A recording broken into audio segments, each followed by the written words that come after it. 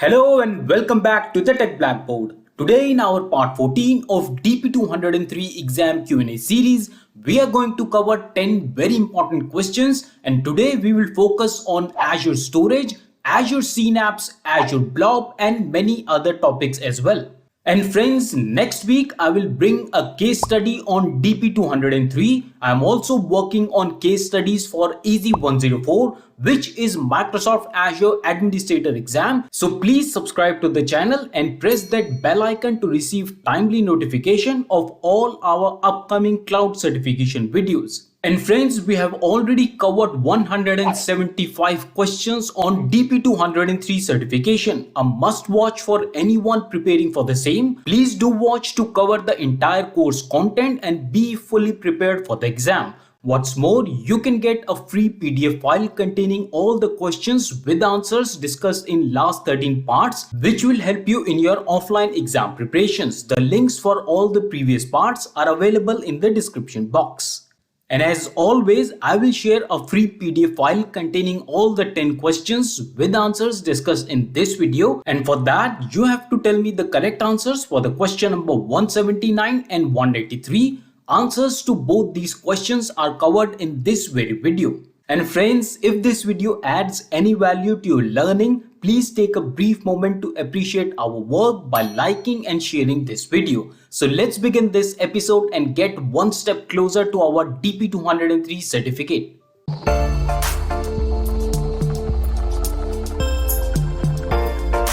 So let's begin part 14 of DP203 exam Q&A series with question number 176. The question says that you have an Azure subscription that contains an Azure Blob storage account named Storage1 and an Azure Synapse Analytics dedicated SQL pool named Pool1. You need to store data in Storage1. The data will be read by Pool1 and the solution must meet the following requirements. The first requirement is enable Pool1 to skip columns and rows that are unnecessary in a query. The second one is automatically create column statistics. And the third requirement is minimize the size of the files. Which type of file should you use? Your options are JSON, Paraquet, Avro or CSV. The correct answer for this question that I have chosen is option B, Paraquet.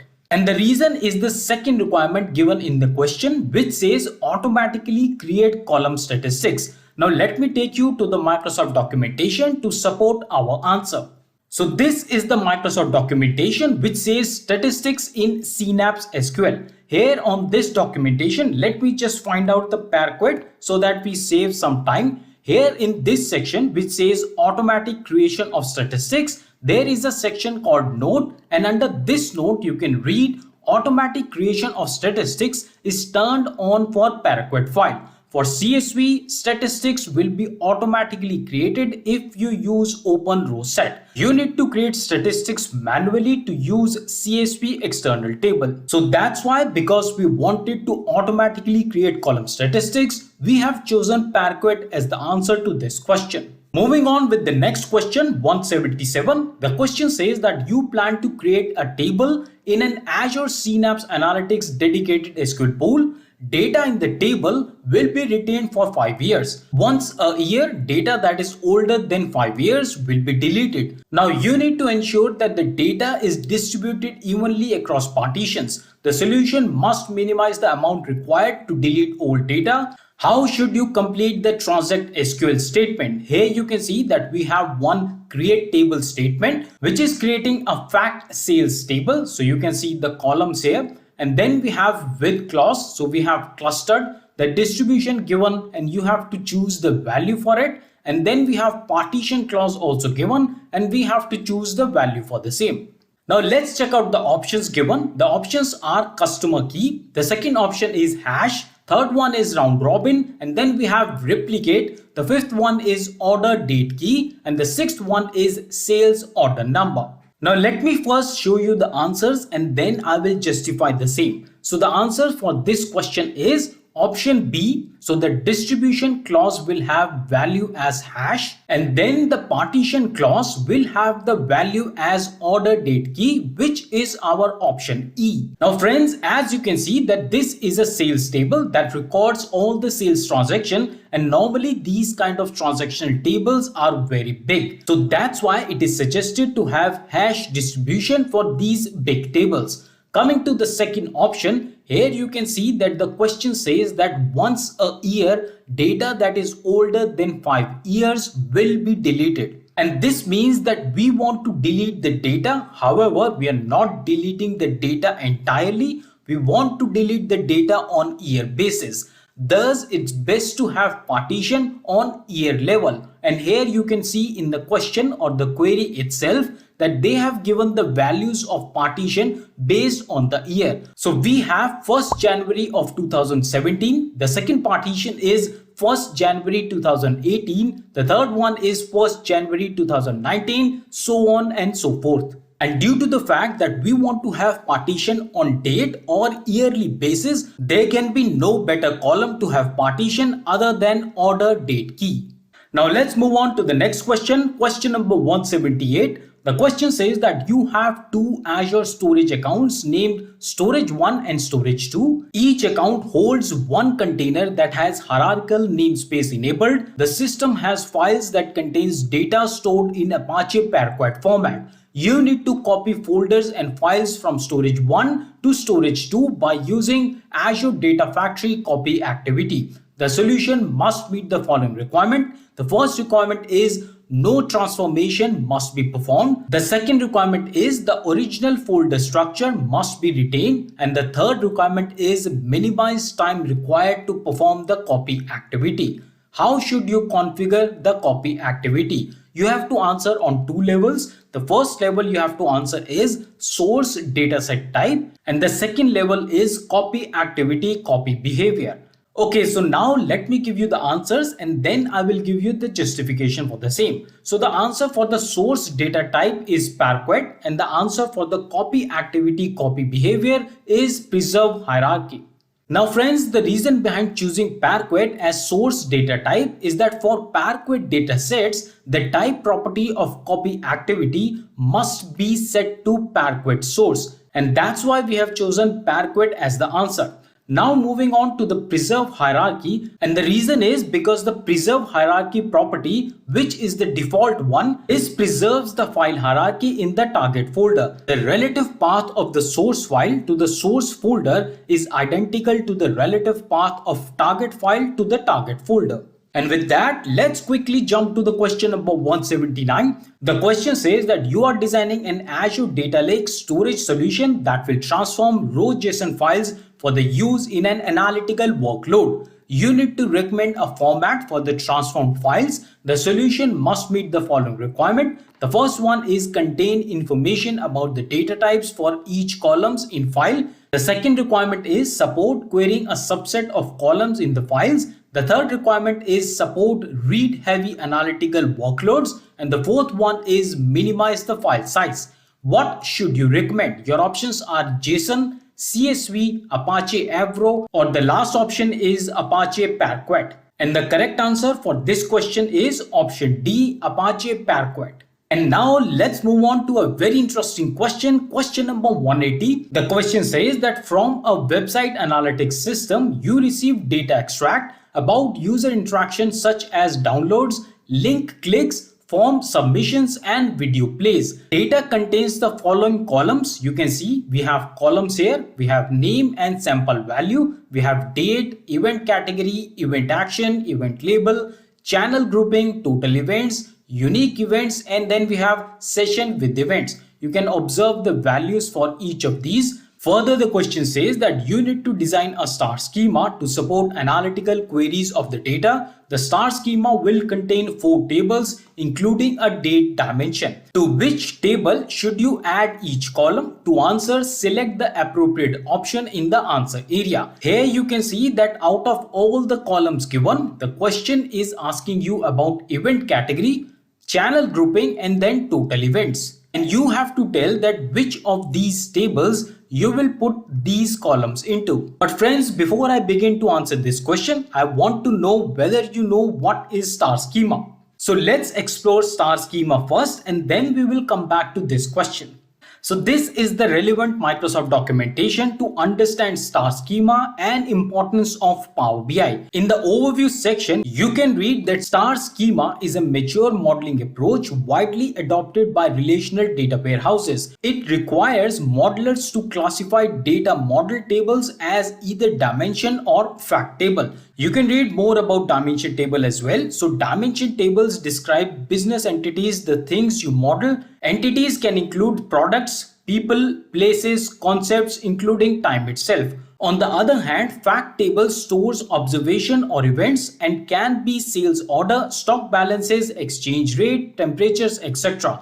A fact table contains dimension key columns that relate to the dimension tables and numeric measure columns. And of course, not to mention, a star schema does look like a star. Here you can see that we have fact table in the middle, and then we have different dimension tables as a spokes of this star. And in the same documentation, you can also read about normalization versus denormalization. A very good document to read and understand what is star schema, what are dimension table, and what are fact table. The link for this documentation is available in the description box. So hopefully you will read that documentation in a little more detail and understand what is star schema. Now coming back to the question, there is one line where I want to bring your attention. The question says that the star schema will contain 4 tables including a date dimension. However, in the question we are only presented with 3 tables. Where is the 4th table? Friends, here I am assuming that Microsoft is considering the normal date dimension table. That's why I think because of very generic structure of date dimension table,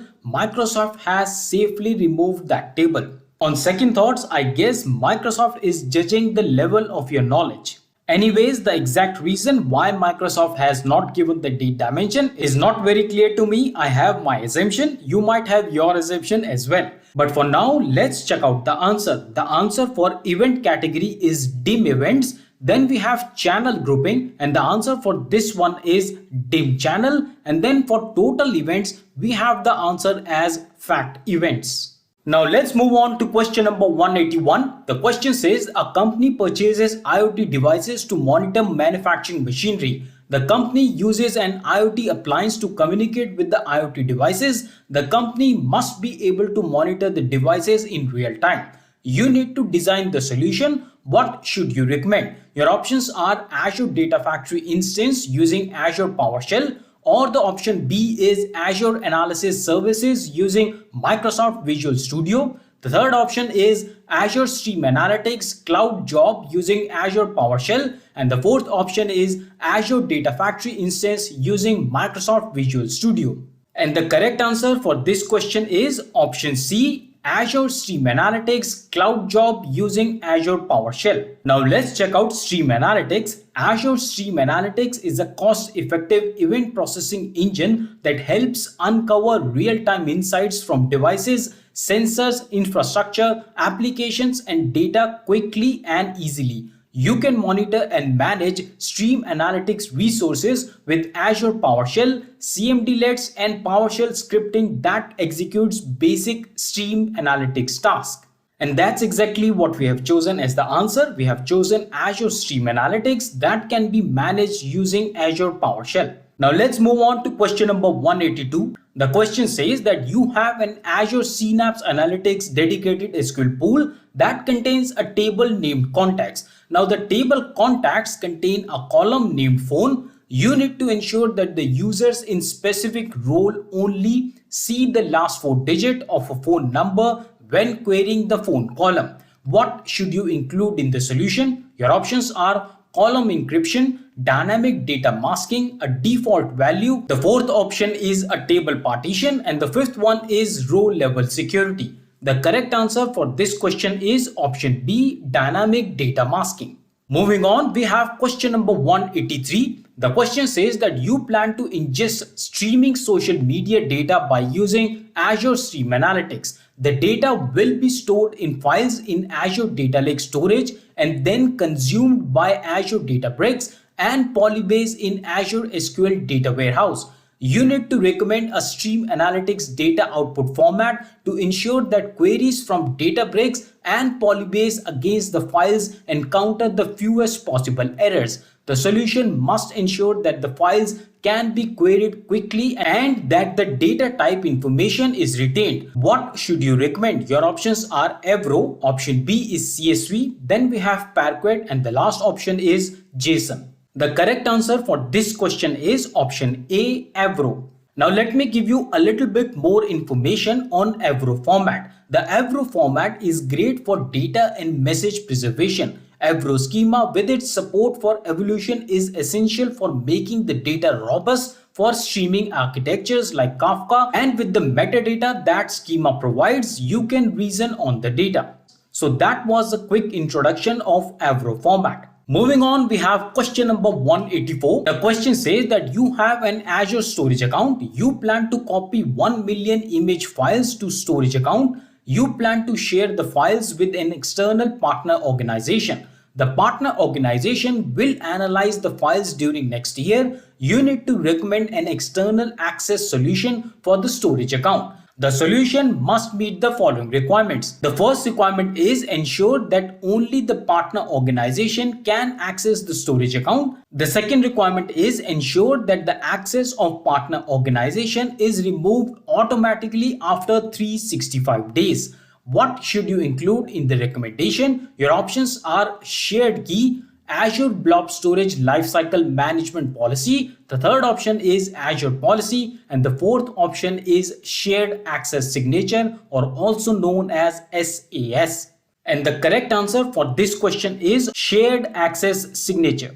And in case you don't know what shared access signature is, so here is the documentation which tells that shared access signature is a URI that grants restricted access to the Azure storage resources. You can provide shared access signature to the clients who should not be trusted with your storage account key, but who need access for certain storage account resources. And now friends, please pay attention. Our question said that the access of partner organization should be removed automatically after 365 days. And that's exactly what the next few lines tells us, that by distributing SAS URI to these clients, you can grant them access to a resource for a specified period of time. And this fulfills the need of our question. Hopefully you got the understanding why we have chosen shared access signature as the answer to this question. And this brings us to the question number 185, which is the last question of our part 14 of DP203 exam Q&A series. And please do not forget that next week I'm going to bring you a case study on DP203. And case studies are very important when you are going for associate level exam, or you can also say 2-star exam. For example, if you want to attempt DP203 or Easy 104, case studies are a must and you must prepare for them. So join me next week without a fail. Now let's read question number 185. The question says that you work in ABC company and you as a data engineer is given the responsibility to manage the jobs in Azure. You decide to add a new job. While specifying the job constraint, you set max wall clock time property to 30 minutes. What is the impact of this? The first option given is the job can be in a ready state for a maximum of 30 minutes. The second option is the job can be in an inactive state for a maximum of 30 minutes. The third option is the job can be in the active or running state for a maximum of 30 minutes. The fourth option is the job will automatically start in 30 minutes. The correct answer for this question is option C. The job can be in the active or running state for a maximum of 30 minutes. And in case you want to understand more on jobs, then this is the Microsoft documentation, and this says job and task error checking. Here you can read more about job. What is job? A job is a grouping of one or more tasks, with tasks actually specifying the command lines to run. And just under this overview on jobs, we have job constraints. And here it clearly says that the max wall clock time property can optionally be specified to set the maximum amount of time a job can be active or running. If exceeded, the job will be terminated with the terminate reason property set in the execution info for the job. So that was the reason behind choosing option C as the answer to this question. And friends, please note that we have started a full course series on Azure Fundamentals that will give you many insights on Azure Cloud, a course which is specially designed for Azure beginners. So if you or anyone in your family or friends are interested, please watch and share this video series now appearing on your screens. And I hope you enjoyed today's questions on DP203. If yes, please press the like button and help us reach more and more cloud learners. Share your feedback and suggestions on our current content and what you want to see on the Tech Blackboard channel. You can connect us in the YouTube comment section, on Facebook, Instagram Messenger, or simply tweet us. You can also email us on connectors@thetechblackboard.com. Thank you so much everyone for learning with us. I will see you in the next video. Till then, stay fit, keep learning, and thanks for watching. If this video has added any value in your learning, a like and subscribe is highly appreciated. Share this video in your family and friends to spread and expand their learning. Your comments and feedback give me a chance to interact with you, and I look forward for them. We will meet again in our next video. Till then, stay fit, keep learning, and thanks for watching.